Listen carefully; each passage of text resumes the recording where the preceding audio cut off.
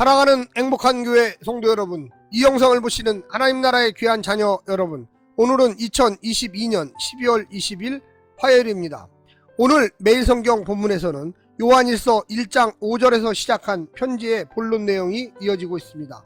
1절과 2절은 이전 내용을 기록한 목적과 제사함에 대한 부연이고, 3절부터 11절은 하나님과의 참된 교제와 신자의 통합적 삶에 관한 두 번째 설명으로 계명에 대한 순종을 다루고 있습니다. 내용은 크게 두 부분으로 나눌 수 있겠습니다. 첫 번째, 3절부터 6절로 계명을 중심으로 하나님과의 관계를 설명합니다. 두 번째는 7절부터 11절인데 계명에 대한 부연과 형제 사랑을 예로 들고 있습니다. 오늘 본문을 나누어 보겠습니다. 요한일서 2장 1절부터 2절, 편지 본론 시작, 부분의 진술, 목적과 죄사함 부연, 진술 목적, 죄사함에 대한 부연, 3절부터 11절, 하나님과의 관계와 계명 지킴, 계명 지킴과 하나님과의 관계성, 계명에 대한 부연, 빛과 어둠의 대조와 형제 사랑. 오늘 본문 요한일서 2장 1절부터 11절 말씀을 듣고 다시 오겠습니다.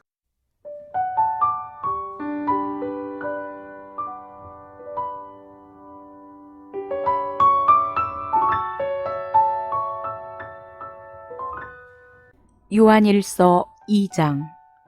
나의 자녀들아, 내가 이것을 너희에게 쓰면 너희로 죄를 범하지 않게 하려 함이라. 만일 누가 죄를 범하여도 아버지 앞에서 우리에게 대언자가 있으니 곧 의로우신 예수 그리스도시라. 그는 우리 죄를 위한 화목제물이니 우리만 위할 뿐 아니요 온 세상의 죄를 위하심이라.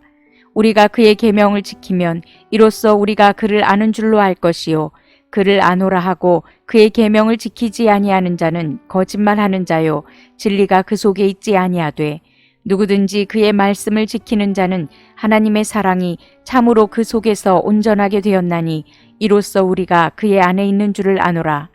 그의 안에 산다고 하는 자는 그가 행하시는 대로 자기도 행할지니라. 사랑하는 자들아, 내가 새 계명을 너희에게 쓰는 것이 아니라 너희가 처음부터 가진 옛 계명이니 이 옛 계명은 너희가 들은 바 말씀이거니와, 다시 내가 너희에게 새 계명을 쓰노니 그에게와 너희에게도 참된 것이라. 이는 어둠이 지나가고 참빛이 벌써 비침이니라. 빛 가운데 있다 하면서 그 형제를 미워하는 자는 지금까지 어둠에 있는 자요 그의 형제를 사랑하는 자는 빛 가운데 거하여 자기 속에 거리낌이 없으나, 그의 형제를 미워하는 자는 어둠에 있고 또 어둠에 행하며 갈 곳을 알지 못하나니 이는 그 어둠이 그의 눈을 멀게 하였음이라.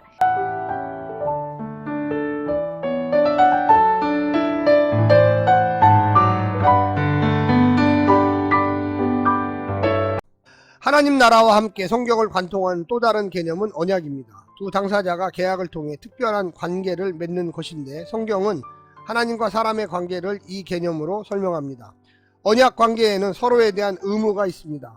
하나님은 언약 백성을 사랑하고 언약 관계에 신실해야 하며, 언약 백성은 하나님의 뜻을 담고 있는 율법, 계명을 신실하게 지켜 그 관계를 유지해야 합니다. 이 의무에 대한 충실한 상태를 의라고 부릅니다.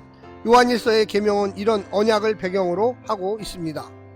오늘 본문을 세 부분으로 나누어 자세히 설명드리겠습니다. 첫 번째, 대언자여 화목제물 대신 예수님.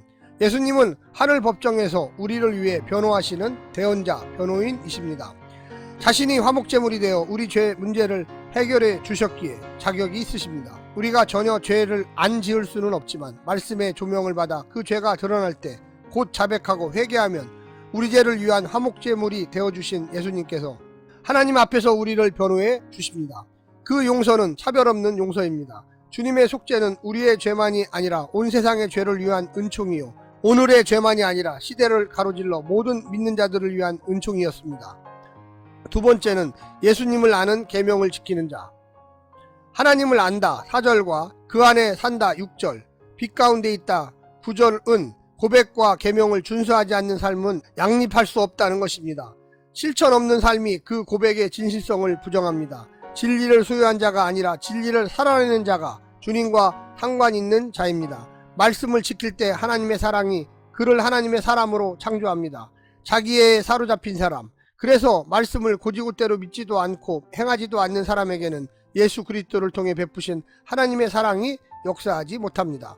마지막 세 번째는 형제를 사랑하는 빛의 사람. 새 시대가 도래했습니다. 새 언약의 시대입니다. 어두움이 물러가고 참빛이신 예수님이 오셨습니다. 새 시대에 어울리는 새 계명은 사랑의 계명입니다.